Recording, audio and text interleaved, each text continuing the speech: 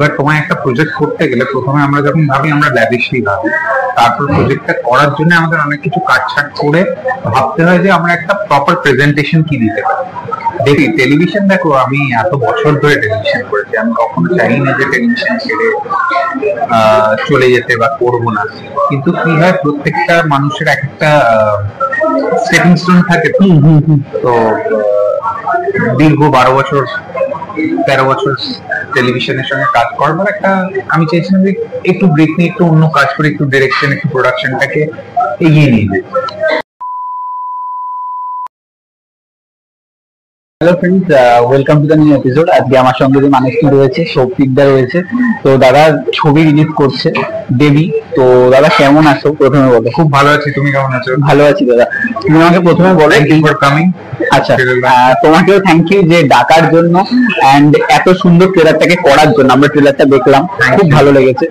তো তুমি আমাকে প্রথমে বলো যে জি বাংলা অরিজিনালসে মণিহারা তোমার পরিচালনায় আমরা ভূতের একটা গল্প দেখেছি, তারপর আরো একটা ভূতের গল্প নিয়ে তুমি এসছো, ছবিটার নাম দেবী, যেটা বাংলার প্রথম হরর ফ্যান্টাসি, যেটা বাংলায় একদমই হয় না বলতে গেলে চলে।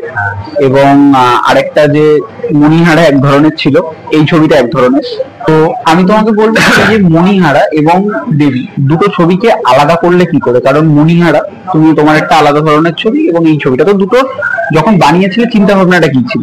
দেখো, মণিহারা ইজ আ হরর কমেডি আর এটা হচ্ছে হরর ফ্যান্টাসি। প্রথম যখন আমি মণিহারা করি, ইট ওয়াজ এ সিম্পল লাভ স্টোরি, এবং সেখানে ছিল যে পেতনি যদি এক মানুষের প্রেমে পড়ে কি হতে পারে, তাদের বিয়ে হলে তারা কি করে সংসার, তাদের বাড়িতে কিভাবে সেটা হবে, অ্যাকসেপ্ট হবে, অবভিয়াসলি। ছবি যখন তৈরি করতে যাই তখন এই পেতনির একটা ব্যাকগ্রাউন্ড তৈরি হয়, এবং সেখানে দেখা যায় যে একটা সোশ্যাল অ্যাঙ্গেল চলে আসে যে she fights against dowry। এই যে পণ প্রথা এখনো গ্রামে গ্রামে আছে, সেইটার এগেইনস্টে লড়াই করছে এক পেতনি। তো সেইখান থেকে গল্পটা তৈরি হয়, মণিহারা হয়, খুব সাকসেসফুল হয়। বছর দুয়েক পর জি এর সঙ্গে কথা হয়, তখন জি চায় যে ওয়াই নট আর একটা ভূতের গল্প না, মণিহারার মতো মণিহারাটাকে এগিয়ে নিয়ে যাওয়া। আচ্ছা, আমার কিন্তু সবসময় ইচ্ছা ছিল যে এই বাঙালি ভূতেদের নিয়ে একটা ইউনিভার্স করা, যেটা আমরা হিন্দিতে দেখছি 3-2 এরকম। আমাদের এখানে ওদের যে স্পেসিফিকেশন তার থেকে বেটার স্পেসিফিকেশনের বাঙালি ভূত আছে আমাদের কাছে। হ্যাঁ, তো আমি বললাম যে আমাদের এত রিচ হেরিটেজ রূপকথা, তো এইটা আমি কেন করবো? তো আই এম দ্য পাইনিয়ার যে শুরু করেছে বাঙালি ভূতেদের নিয়ে কাজ। তো সেইখানে আমরা দেখতে পাচ্ছি যে এবার আমার যদি এগোতে হয়, নয় কোর্টে যেখানে শেষ হয়েছে তারপর থেকে শুরু করলাম, কিন্তু আমরা সবাই ডিসাইড করলাম অনেকগুলো ড্রাফটিং এর পর যে আমরা এমন জায়গা থেকে শুরু করব যেখান থেকে হচ্ছে গল্পটা লিপ নিয়ে একটা অন্য জেনারেশনের আজকের জেনারেশনের এবং কি আলাদা আনতে পারি। So let's make it horror fantasy. এবং এই ধরনের যে ছবি, এটা তো বাংলায় একদমই হয় না, যেটা প্রথমেই বললাম। এই ধরনের ছবি বানানোটা কি বাংলায় একটু রিস্কি? কারণ আমাদের একটা বাজেট প্রবলেম থাকে। এই ধরনের ছবিতে প্রচুর ভিএফএক্স আছে। কারণ আমি রাহুলদার ইন্টারভিউ করেছিলাম, রাহুলদা সেখানে বলেছেন যে এই ছবিটাতে মানে শেষের দিকে এতটাই ভিএফএক্স আছে যে বাংলায় কেউ দেখেনি কখনো। তো এটা কি একটু রিস্কি হয়ে গেছিল বাজেট বা যে কোনো দিক? দেখো, প্রথম কথা বাজেট কনস্ট্রেন্ট আছে, এন্ড সব থেকে বড় কথা হচ্ছে যে তুমি যদি বড় হাউস না হও তাহলে বাজেটটা আরো শ্রিঙ্ক করে। এবার তোমায় একটা প্রজেক্ট করতে গেলে প্রথমে আমরা যখন ভাবি আমরা ল্যাভিশলি ভাবি, তারপর প্রজেক্টটা করার জন্য আমাদের অনেক কিছু কাটছাট করে ভাবতে হয় যে আমরা একটা প্রপার প্রেজেন্টেশন কি দিতে পারি। ডেফিনেটলি প্রচুর ভিএফএক্স আছে, তবে হ্যাঁ, ভিএফএক্স গুলো যদি বাঙালি দর্শক হিসেবে আমি বলবো না যে অ্যাভেঞ্জার্স লেভেলের ভেবে আসি, কারণ তার টাকা পয়সা সময় দুটোই আমাদের ইন্ডাস্ট্রিতে নেই, এবং আমরা চেষ্টা করেছি আমাদের সাধ্য মতন। এবং আমার অ্যাডভান্টেজটা হচ্ছে এটা হচ্ছে রূপকথার গল্পের মতো আমার ট্রিটমেন্ট। এবার রূপকথার গল্প ইজ অলওয়েজ, তুমি দেখবে রাজা রানী সেই রকম জাদু ম্যাজিক, তো আমি সেই ট্রিটমেন্ট রেখেই এই গল্পটাকে প্রেজেন্ট করেছি যে আজকের যুগে সেই রকম গল্প। তো তাহলে কি আর কানেক্টিং হয়, বাঙালি অডিয়েন্সটা কানেক্ট করতে পারে, এক নম্বর। 2 নম্বর বিষয় হচ্ছে আমাদের ওই এক্সপেকটেশনটা চলে যায় যে আমরা একটা থর বা একটা ক্যাপ্টেন আমেরিকা দেখতে পাবো। এবং এই ছবিটাতে আমরা অনেক বড় বড় কাজ দেখতে পাচ্ছি। রনিতাদি রয়েছে, তার সঙ্গে সোমরাজদাও আছে, আর তাদের থেকেও অনেক পুরনো একটা রাহুলদা রয়েছেন এবং অঞ্জনা বসু রয়েছে। তো এই ছবিটাতে এত বড় বড় কাজ, যারা খুব টাবর টাবর অভিনেতা অভিনেত্রী, রাহুলদা বলি বা অঞ্জনা দি বলি বা সোমরাজদা, তাদের সাথে মানে তাদের নিয়ে কি কাজ করাটা অনেকটা ইজি হয়ে গেছিল? মানে তারা কি প্রথমেই স্ক্রিপ্টটা দেখে কিরকম রিয়াকশন? আমি লাকি বলবো নিজেকে, কারণ হচ্ছে আজকে অঞ্জনাদি বলো, রাহুলদা বলো, সোমরাজ বা রনিতা, সবার সঙ্গে আমার একটা পরিচয় তো আগে ছিল, কারণ আমি নিজে অভিনয় করতাম সেইখান থেকে। ডিরেক্টর হিসেবে একটা প্রজেক্ট যখন নিয়ে গেছে, আজকে প্রত্যেকটা মানুষ, সোমরাজ যেমনি আমার একটা ফোন কলে গল্প না শুনে হ্যাঁ বলেছিল, গল্প শোনেনি, বলেছিল দাদা আমি আছি করছি। রনিতা প্রসেসটা শুরু থেকেই ছিল, আর অঞ্জনা দিয়ে আমায় বলেছিল যে দেখ এরকম রোল আমি অফার পাইনি, তো এই সিনেমাটা আমি ছাড়তে চাই না, তোর কনস্ট্রেন্টস আছে আমি জানি, but I am going to support you. এবং অঞ্জনা দি ফুললি সাপোর্ট করে সিনেমাটাকে আমরা তৈরি করতে পেরেছি। রাহুলদার ক্যারেক্টারটা খুব চ্যালেঞ্জিং ছিল, কারণ দুটো জেনারেশন প্লে করতে হবে, তো রাহুল তিনটে জেনারেশন প্লে করতে। তো তখন রাহুলদাকে আমি যখন অ্যাপ্রোচ করেছি, আমি দুবার জিজ্ঞেস করেছি রাহুলদা কমফোর্টেবল তো, কমফোর্টেবল? বললো হ্যাঁ রে ভাই আমি আছি, চল। খুব স্মুথলি প্রসেসটা বেরিয়ে যায়, কোথাও একটা মেন্টাল ওয়েভলেন্থ ম্যাচ করলে ইট বিকামস ভেরি ইজি। মানে তুমি সুপারস্টার বলো বা স্টার বলো, যাই বলো, তার থেকে বড় কথা সবাইকে ভালো অভিনেতা অভিনেত্রী, তাদের সঙ্গে কাজ করাটা খুব ইজি হয়ে যায় একজন ডিরেক্টর। এবং তোমাকে আরেকটা জিনিস জিজ্ঞাসা, যে এই টপিকটা থেকে একটু বেরিয়ে গিয়ে, যে তুমি V2 তে ব্যাক করছো, আপডেট পেয়েছি তো বিভিন্ন পেজেও সেটা হয়ে গেছে, তুমি ভিলেনের চরিত্রে ব্যাক করছো, তো এটা এতদিন বলনি কেন? মানে এই আপডেটটা কে দিল? মানে হ্যাঁ, এটা ফেসবুকে দেখছি, মানে অনেক আপডেট পেয়ে যাচ্ছে। না না, আমি বলবো ওরকম কোনো এক্ষুনি কনফার্মেশন নেই, কথাবার্তা চলছে দু তিনটে প্রজেক্টে যে এরকম হতে পারে, বাট কোনো কনফার্মেশন এখনো হয়নি। আমি অফিসিয়ালি এখনো কিছু বলতে পারবো না যে আমি ফিরছি কিনা, কথাবার্তা। মানে ঘরের ছেলে ঘরে ফিরলে একটা মজার ব্যাপার তো হবে। ডেফিনেটলি টেলিভিশন, দেখো আমি এত বছর ধরে টেলিভিশন করেছি, আমি কখনো চাই না যে টেলিভিশন ছেড়ে চলে যেতে বা করবো না, কিন্তু কি হয় প্রত্যেকটা মানুষের একটা স্টেপিং স্টোন থাকে। তো দীর্ঘ 12 বছর 13 বছর টেলিভিশনের সঙ্গে কাজ করবার একটা, আমি চাইছিলাম যে একটু ব্রেক নিয়ে একটু অন্য কাজ করে, একটু ডিরেকশন, একটু প্রোডাকশনটাকে এগিয়ে নিয়ে যেতে। আবার টেলিভিশনের যেখানে আমি দেখবো যে হ্যাঁ সিঙ্ক করছে আমার সঙ্গে, আমি যেরকম চরিত্র করতে চাই, তুমি যদি দেখো আমি টেলিভিশনেও খুব একটু চুজি অ্যাবাউট মাই ওয়ার্ক, তো যে চরিত্রটা আমার সঙ্গে ম্যাচ করছে আমি আবার চলে যাব। আচ্ছা, এবং তুমি যখন চরিত্র সিলেক্ট করো, তখন তো তুমি কিছু জিনিস দেখে করো যেটাকে তোমাকে অ্যাট্রাক্ট করবে, তো তুমি মেনলি মানে স্ক্রিপ্টের মধ্যে কোন পোর্শনটা দেখে বা কি দেখে তুমি চুজ করো? তোমার মানে তুমি অভিনেতা হিসেবে বলছি। দেখো এটা ম্যাটার করে, কারণ টেলিভিশন একটা আলাদা ফরম্যাট, ওয়েব একটা আলাদা ফরম্যাট, ফিল্ম একটা আলাদা ফরম্যাট। আজকে যদি টেলিভিশন হয়, আমি সেখানে আমার প্রেজেন্সটা দেখি, আমার প্রেজেন্সটা কতটা ইম্পর্টেন্ট। মানে জাস্ট একটা ছেলে হয়ে দাঁড়িয়ে থাকা আর এই করার মধ্যে একটা ডিফারেন্স আছে। যখন ফিল্ম হয় তখন অবভিয়াসলি তুমি সেই চরিত্রটার কি স্পেস আছে বা সে করছে, সে মেন ইভেন্টটাকে কিভাবে মোটিভেট করছে এটা দেখি। আর যেহেতু ভ্যারাইটি, তোমার বেসিক্যালি দেখতে হবে যে তুমি কিভাবে নিজেকে এক্সপ্রেস করতে পারবে।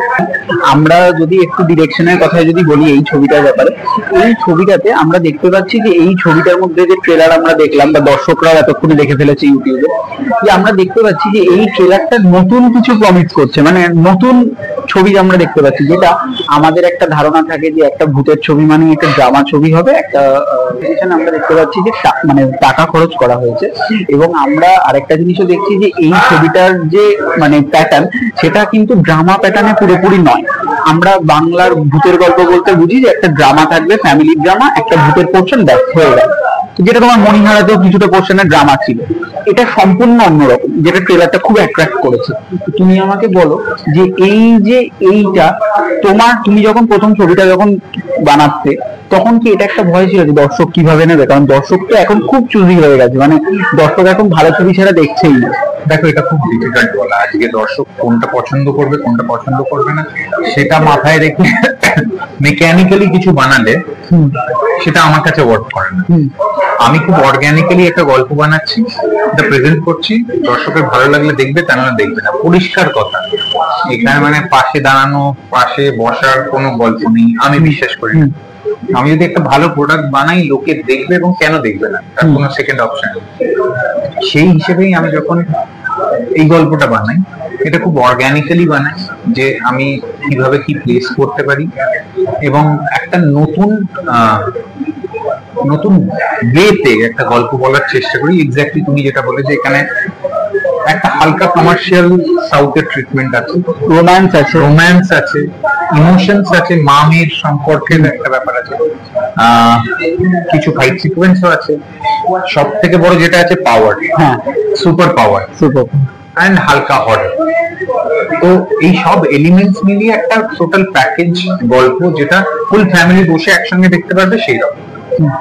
এবার তুমি আরেকটা জিনিস বলো যে এই যে মনিহারা যে হলো, বা তো তোমার তারপরে এই যে তুমি এই ছবিটা করছো, নিজের মধ্যে কতটা চেঞ্জ দেখতে পাচ্ছ? আজকে মনিহারা অনেক বছর আগে হয়েছিল, এই ছবিটা 2025-এ দাঁড়িয়ে রিলিজ হবে। You keep growing as a director, প্রত্যেকটা প্রজেক্টে কি অ্যাজ এ ডিরেক্টর বা আমার প্রোডাকশন, এগুলো যেহেতু টোটালটা আমি দেখি একসঙ্গে, তো আমি গ্রো করি, আমি শিখছি প্রত্যেকটা, এবং এখনো মানে ইটস জাস্ট স্টার্টিং আমার। আচ্ছা, এবং আরেকটা কোশ্চেন, যে আমরা এখন বর্তমানে আমাদের ইন্ডাস্ট্রির ক্ষেত্রে দেখতে পাচ্ছি খুব বেশি ছবি ওয়ার্ক করছে না। যদি আমরা গত বছরে দেখি, ডিসেম্বরের পর থেকে খাদান, বহুরূপী, পুজোয় যেগুলো এসেছিল সেখান থেকে ওয়ার্ক করছে, এবং এই বছরে কয়েকটা ছবি ওয়ার্ক করছে গুনে গুনে। তুমি আমাকে বলো যে এই যে ওয়ার্ক করছে না এই বাজারে, মানে তুমি কি বলতে চাও? মানে এই যে কেন ওয়ার্ক করছে না? মানে ভালো ছবি তো হচ্ছে, মানে ভালো ছবিও লোকে দেখতে খুব একটা হলে যাচ্ছে না, তো এটা তুমি কি বলতে চাই? দেখো, আমি এটা প্রচন্ডভাবে এগ্রি করি। কিছুদিন আগে আমির খানের একটা ইন্টারভিউ আমি যেটা সিনেমা হলে এখন দিচ্ছি, এবং আমি একটা প্রমিস করছি যে সেটা 2 সপ্তাহ কি 4 সপ্তাহের মধ্যে টেলিভিশন বা ওটিটিতে চলে আসবে। যদি সেটা হয়, তাহলে লোকেরা কেন গিয়ে হলে দেখবে। এবং এখন আমাদের ভিউইং সেন্স চেঞ্জ হয়ে গেছে, মোবাইল, স্মার্ট টিভি, ওটিটি, যেখানে ফট করে আমরা দেখতে পাচ্ছি ওখানে একটা সাবস্ক্রিপশনে লোকে খরচা করছে, তাহলে কেন লোকে টাকা দিয়ে হলে যাবে? এইখানে একটা ডিফারেন্স হচ্ছে, যেখানে খাদান, বহুরূপী যেগুলো চলছে, এগুলো ওয়ার্ড অফ মাউথ খুব স্ট্রং। লোকজন দেখে বড় স্ক্রিনের এক্সপিরিয়েন্সটা নিতে চাইছে, কারণ লোকজন তো সবসময় বাড়িতে বসে থাকে না, বেরোতেও পছন্দ। সেই হ্যাবিটটা কোথাও খুব খারাপ হয়ে গেছে আমাদের, যে এমন একটা হ্যাবিট যেখান থেকে লোকে হলে গিয়ে, সাউথে যেটা হয় এখনো, যে সিনেমা দেখে, ভালো খারাপ হোক যাচ্ছে, ওদের হিরোর ছবি ওরা দেখবে, একদম সেই জায়গাটা খারাপ হয়ে গেছে। সেই হ্যাবিটটা যতক্ষণ না তৈরি হচ্ছে, ততক্ষণ সিনেমার গ্রোথ পাওয়া ডিফিকাল্ট। আমাদের আরো হিরো দরকার।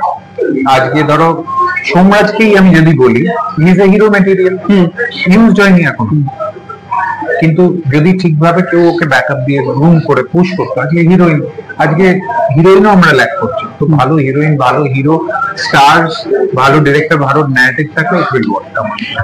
আচ্ছা, এখন আমরা দেখতে পাচ্ছি যে বাংলায় যে ছবিগুলো এখন তৈরি হচ্ছে বর্তমানে, আমরা যদি বলি সেই ছবিগুলো আগে যে আমরা সেই অনেকে বলতো সাউথ থেকে কপি করা ছবি, এখন অনেকটা কমে গেছে সেইগুলো। এখন আমরা নতুন কনসেপ্ট করছি, যেমন তুমিও নতুন কনসেপ্ট করছো। তো আমরা এই যে নতুন কনসেপ্ট যে করছি, এই নতুন কনসেপ্টটা করার ফলে অনেক দর্শক আছে যারা হলে গিয়ে ছবিটা দেখছে, যাদের ভালো লাগছে, যারা বলছে যে এটা সাউথের কপি নয়, এটা রিয়েলি ছবিটা হচ্ছে। তো তুমি বলে একটা ছবির মধ্যে কি কি থাকলে বা কপি না হলে মানে সেটা দর্শক হলে গিয়ে দেখবে, মানে ছবিটার মধ্যে কি কি থাকছে? এই ব্যাপারটা বিশেষ করে আজকে তুমি ফ্রেম টু ফ্রেম কপি করলে একরকম ব্যাপার, তুমি কোথাও না কোথাও ইন্সপায়ার্ড, এত জিনিস আছে এত কিছুর মধ্যে ফ্রেম টু ফ্রেম কপি না করে তুমি যদি একটা ন্যারেটিভ ভালো বলতে পারো, দ্যাট ওয়ার্কস ফর মি। সেখানে একটা সাউথের থেকে কপি করছো কি হলিউড থেকে কপি করছো, যেটা হয়তো অনেক লোকে দেখেনি, কোরিয়ান কোনো সিনেমা বা জার্মান সিনেমা থেকে তুমি কপি করে এখানে বাংলায় বানিয়ে দিলে লোকে দেখে হিট করে দিচ্ছে।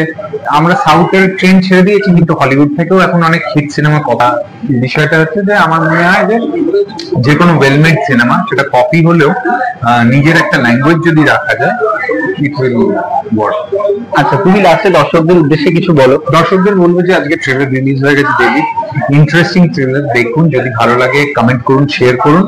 আর 25 তারিখ আসছে দেবী নিয়ারেস্ট থিয়েটারে, প্লিজ যান, একবার দেখুন। ভালো না লাগলে তো ঠিক আছে, আর ভালো লাগলে প্লিজ ওয়ার্ড অফ মাউথ দিয়ে সবাইকে বলুন যাতে যায় সিনেমা হলে দেখে সিনেমাটা। এবং আমাদের এই প্রচেষ্টা একটা অন্য ধরনের গল্প বলার, সেটা খুব সাকসেসফুল হবে।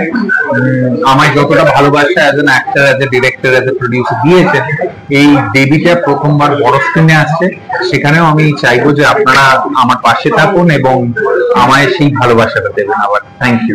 জি বাংলার কামব্যাক নিয়ে কিছু বলো, জি2 এর কামব্যাকটা নিয়ে কিছু বলো। জি2 এর কামব্যাক এখনো কিছু অফিসিয়াল হয়নি, তো আমি এই মুহূর্তে কিছু বলতে পারবো না, বাট হ্যাঁ কথা চলছে। আচ্ছা, এই থ্যাংক ইউ। Thank you.